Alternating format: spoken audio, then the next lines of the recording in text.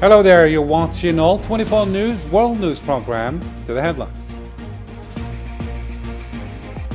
Algeria's Foreign Minister Ahmed Attaf says the Algiers edition of the Intra-African Trade Fair was a resounding success, with historic deals, record-breaking contracts, and a renewed push for continental integration.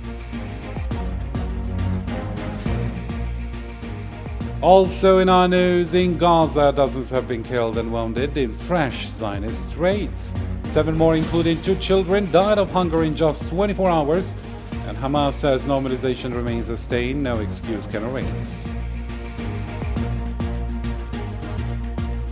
Coming up next, across Morocco, protests are heating up. Demonstrators demanding an end to normalization, while right groups slam the government's complicity and repression.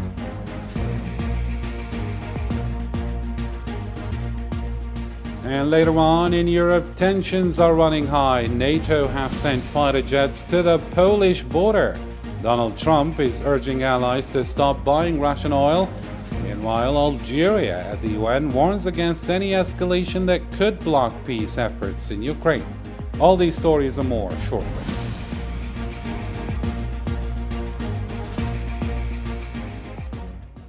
Welcome back to the program. It's great to have you with us tonight. First in our news, Algeria's Foreign Minister Ahmed Attaf says the Algiers edition of the Intra-African Trade Fair was nothing short of a landmark success. Speaking at a press conference, he pointed to praise from continental institutions, officials, exhibitors, and visitors alike. The event, hosted from September 4th to the 10th, saw record-breaking deals and unprecedented figures, making this 4th edition one of the most remarkable in the fair's history.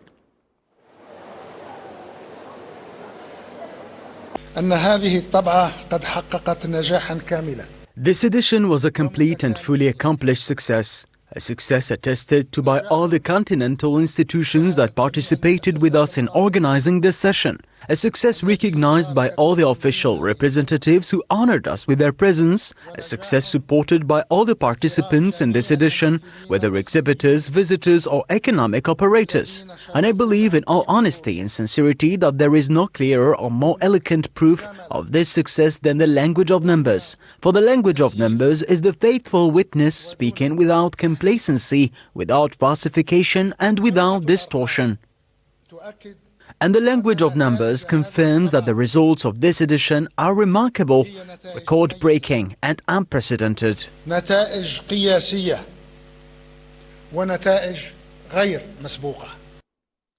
Similarly, Algeria's Foreign Minister Ahmed Attaf says this year's Intra-African Trade Fair in Algiers set new records. The event drew heads of state, over 40 ministers, and delegations from 49 African nations, plus 21 countries outside the continent with their own pavilions. In all, 132 countries were represented. On the business side, deals topped $48 billion, with Algerian companies alone securing more than $23 billion, a mix of finalized contracts and ongoing negotiations. Let's take a listen. The 4th edition of the Intra-African Trade Fair reached a record level of agreements, with partnership contracts signed for a total value of $48.3 billion. A record number of professional buyers was also registered, reaching 987 economic operators, well above the initial target of 750. Finally, regarding the share of Algerian companies and institutions in the total agreements concluded, this share amounts to $11.4 billion, corresponding to the agreements that have actually been finalized, meaning contracts whose signing procedures have been completed. In addition, there is another amount, namely $11.6 billion, representing the value of agreements under study and negotiation, that is, intentions to negotiate. And on the same occasion, Algeria's Foreign Minister Ahmed Attaf says the Algiers edition of the Intra-African Trade Fair was a landmark event, not just economic, but continental in scope. Mr. Attaf stressed the gathering was about more than trade. It was about renewing Africa's commitment to integration and laying real foundations for genuine economic sovereignty.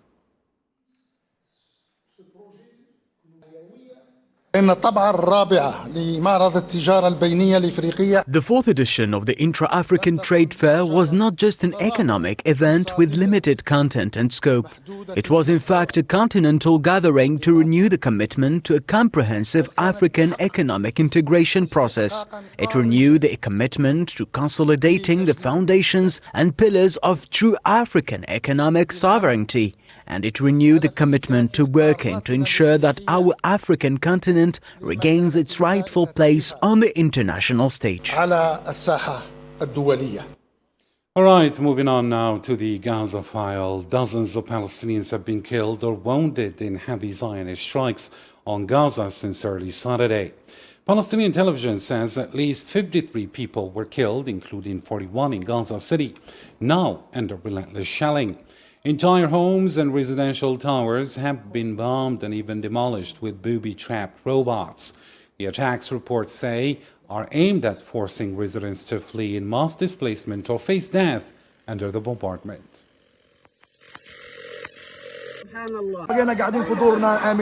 We were sitting safe in our homes. Suddenly the army called one of the residents in the neighborhood and told him to empty the neighborhood and that they are going to target the building next to them. We went out to the neighborhood and as you see, the destruction we are in. I want to ask a question. How long will the war go on? Who caused in this war? I mean, we have been in war for 2 years, being exterminated with no one caring for us. Where are all of these people supposed to go? What are the Arab countries waiting for? We have been dying for 2 years. No one is caring for us. Stop this war for God's sake. Stop the war. Similarly, 10 Palestinians have been killed and dozens others wounded after Zionist forces opened fire near USA distribution centers in Gaza.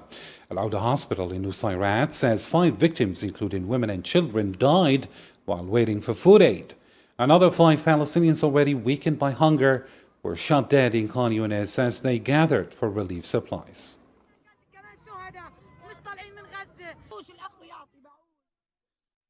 Meanwhile, Gaza's health ministry says 7 more Palestinians, including 2 children, have died from starvation in the past 24 hours alone.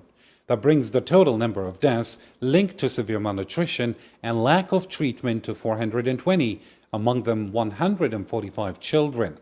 The ministry added that since the UN officially declared famine in Gaza, at least 242 people, including 30 children, have died from hunger.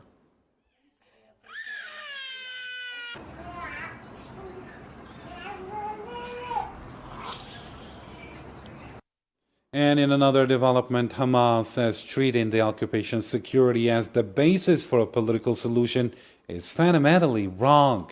Yusuf Hamdan, the movement's representative in Algiers, stressed that welcoming the New York Declaration did not mean endorsing its political vision. Any solution, he said, must not come at the expense of Palestinians' legitimate rights. Hamdan urged Arab and Islamic states that normalize ties with the Zionist entity to cut those links, calling continued normalization a moral and national stain, one, he says, even Qatari claims won't erase.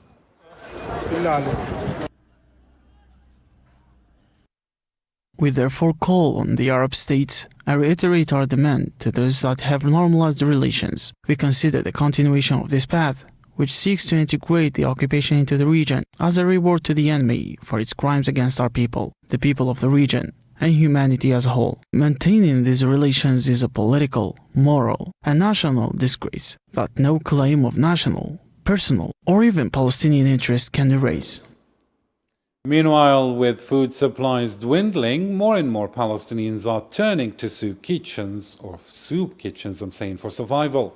At the same time, fears of an imminent assault on Gaza City are forcing thousands to flee their homes. Yassine Rikti reports now. Gathered around a soup kitchen in Deir al-Balah, Palestinians wait in long lines hoping to secure food for their families. Access to food in the Strip remains extremely limited, and malnutrition, particularly among children, is worsening at a catastrophic rate. The situation is unimaginable. We are suffering to the point of dying. We arrive at Takia at 8:30 a.m. and wait until noon for the meal. The situation is difficult for everyone, but what can we do? We hope the war will end. We are displaced people and we are not receiving any aid. They have allowed food to enter, but we have no money to buy it. Our children are dying of malnutrition. Those who don't die from war are dying of starvation, and those who don't die from famine are dying of disease. Fatma, a mother, waited for hours before receiving a small plate of food from the charity kitchen, an amount far from enough to feed her family. The worsening shortages, she said, are top-doing stomachs across Gaza. We come to Takia from 8:30 or 9 a.m. to 12:30 p.m. They give us a plate, but it's not enough for breakfast, lunch or dinner. The food is insufficient. We have no money. We're displaced and we haven't received anything for a while.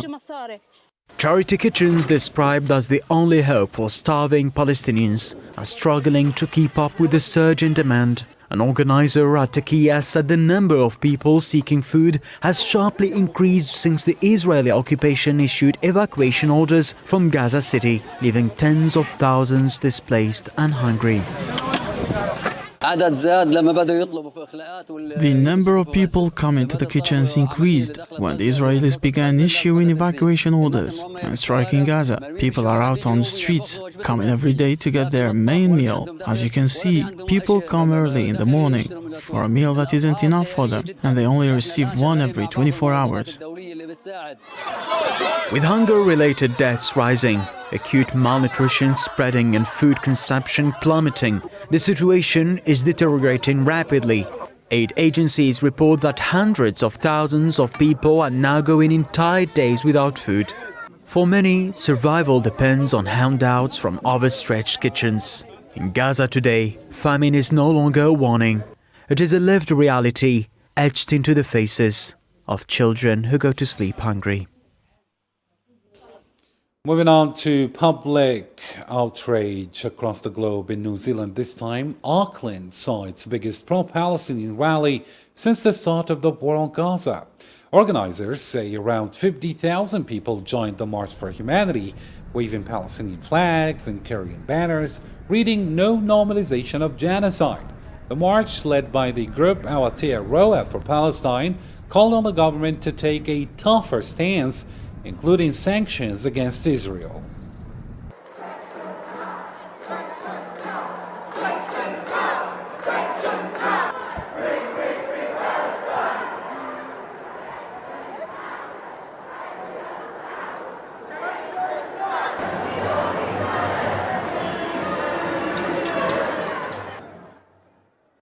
Moving on elsewhere in the Middle East, in Lebanon to be precise, one person has been killed and 5 others injured in a Zionist strike on the south. The health ministry says an Israeli drone targeted a car in the town of Kfardunin in Nabatea Governorate.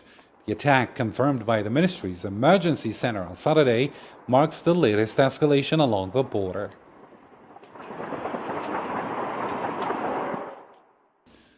And in Yemen, the Houthis say they've struck targets in occupied Jaffa with a hypersonic ballistic missile.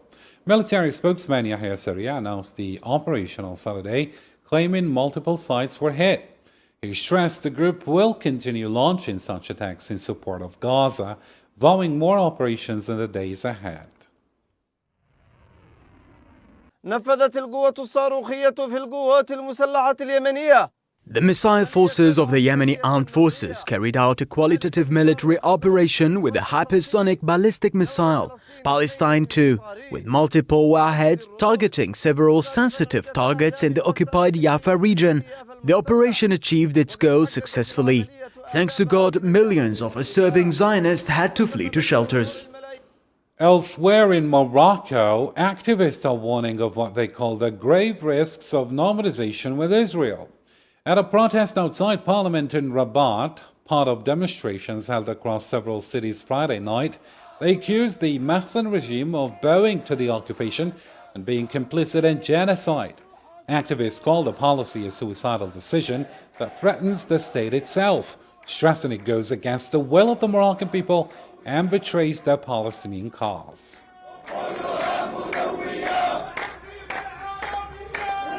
مطلوب منا أن نكون We are being forced to remain Israeli. Our people, our government, political activists, the army, the intelligence services. They want us all to stay that way. Otherwise, they will strike and attack us.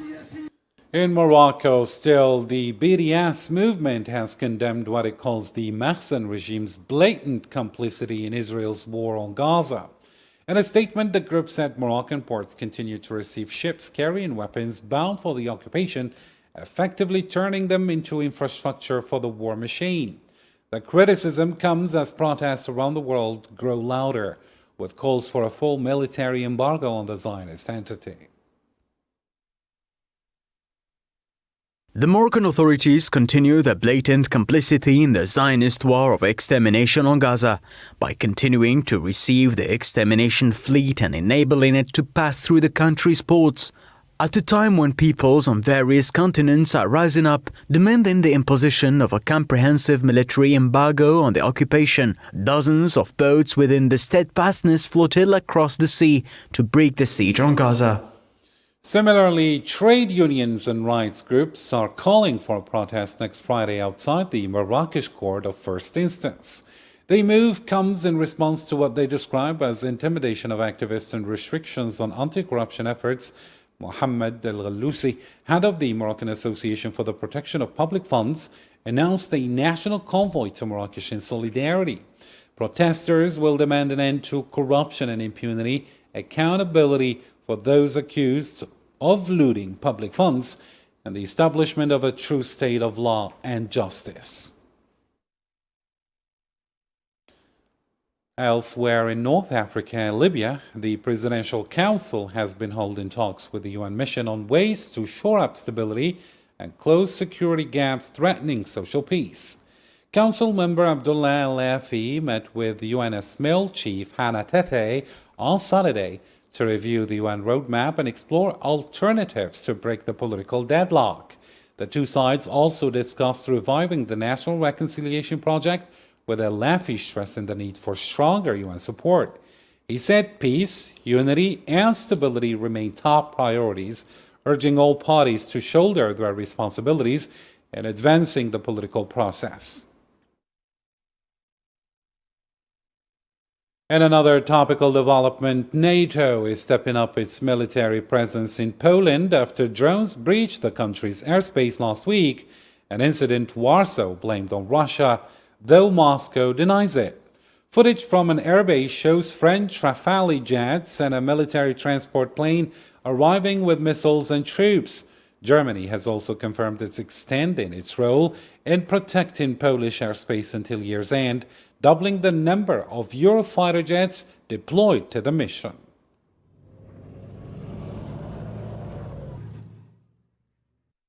In the same context, the United States has told the UN Security Council it will defend every inch of NATO territory after last week's violation of Polish airspace by suspected Russian drones. Acting U.S. Ambassador Dorothy Shea called the incident an escalation and a breach of a U.S. ally sovereignty. She said it also shows, in her words, a blatant disregard for Washington's efforts to end the conflict.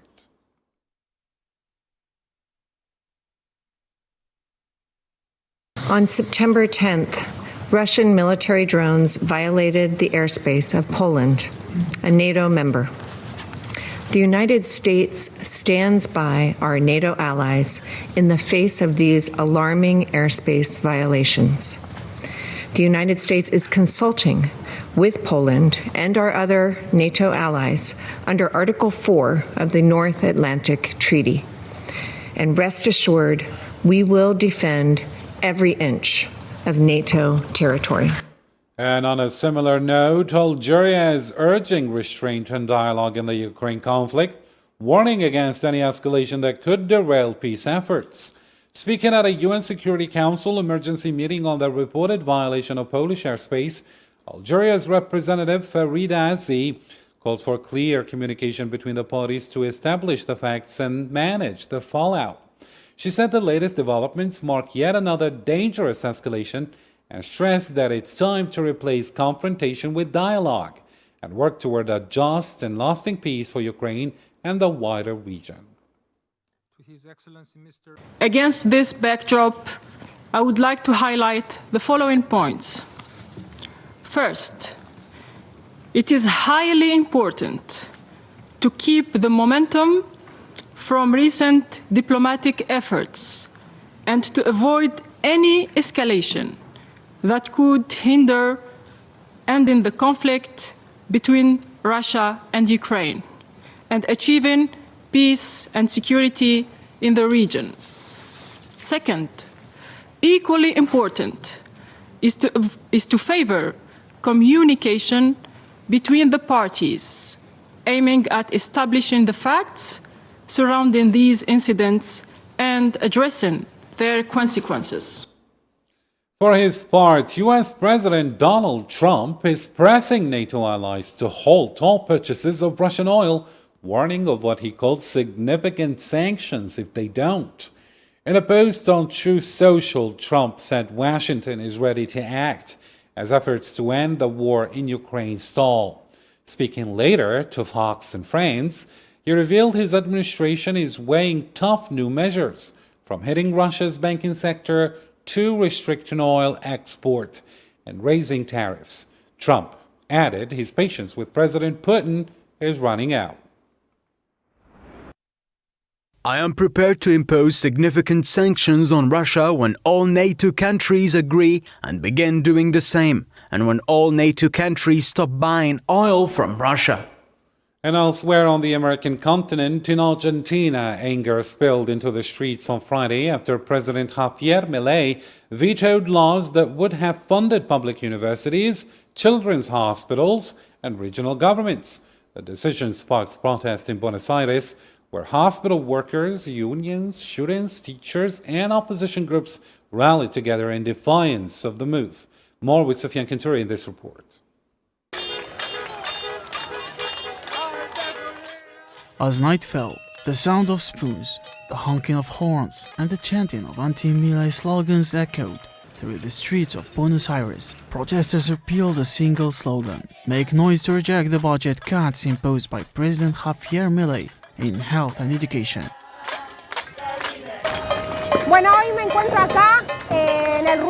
I'm here in Ruidazo because I'm against this government, especially because it's imposing a brutal adjustment on the working class.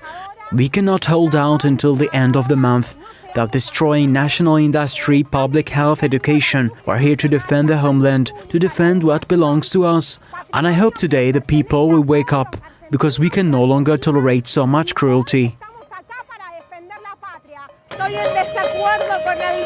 I disagree with the president's vetoes. Education and healthcare are fundamental in our country, and I'm tired of living in a country where a president constantly disrespects us, tramples on us, and ignores the people. Some of us may have jobs, but others are left behind. Many live on the streets. The rally, which began early on Friday in the capital, followed Milei's decision to veto two bills passed by Congress, one to strengthen university budgets and another to support pediatric emergency care. The move has deepened tensions between the government and critical sectors already hit hard by austerity. Logically, the government suffered a significant setback in the elections on Sunday, as workers fundamentally reject the adjustments implemented on all fronts. And without a doubt, the adjustment at Garahan Hospital was very poorly received. That's why we enjoyed strong popular support. The government wants to attack the public hospital system, public health, and we will respond firmly. At the Garahan Hospital, Argentina's main children's hospital, workers began a strike that will continue until Sunday. Staff at the country's largest public university also walked off the job, saying services cannot survive further cuts. Unions and hospitals workers announced new strikes and demonstrations next week as Congress prepares to consider overriding Milei's vetoes. His decision comes despite a recent call for dialogue with governors, made after his party's crushing defeat in Buenos Aires legislative elections last Sunday. And finally, it's time for the news in brief.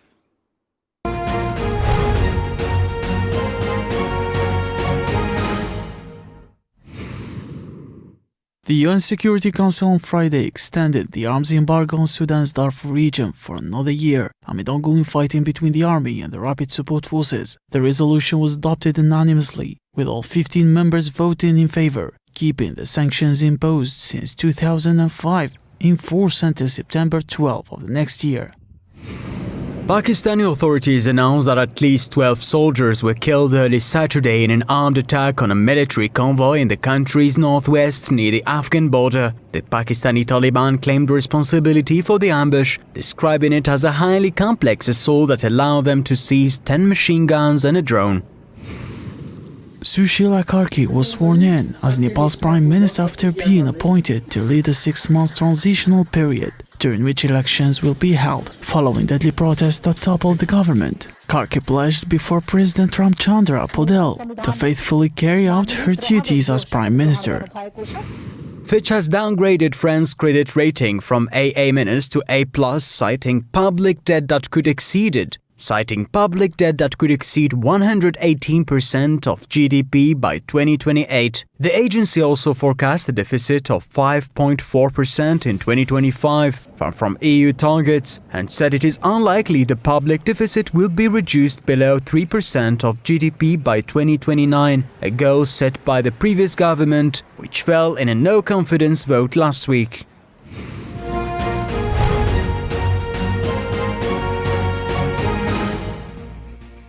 The end of our program. Thank you for watching and take care.